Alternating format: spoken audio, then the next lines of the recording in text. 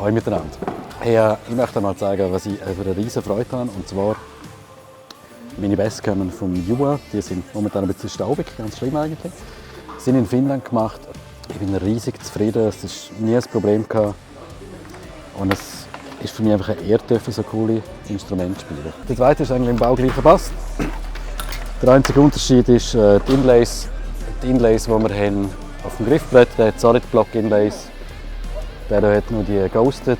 Was ich noch habe auf der Seite, man sieht jetzt nicht gerade, sind Side-Dots leuchten im Dunkeln. Was noch ist, ich spiele keinen Verstärker im konventionellen Sinn, weil es heutzutage einfach, es ist schon cool, aber es braucht es nicht mehr. Ich habe eigentlich das Glück, dass ich alles digital machen darf. Mein Quad Cortex hier, auch ein schönes Gerät, da habe ich lange darauf gewartet. Ja, weniger schleppen.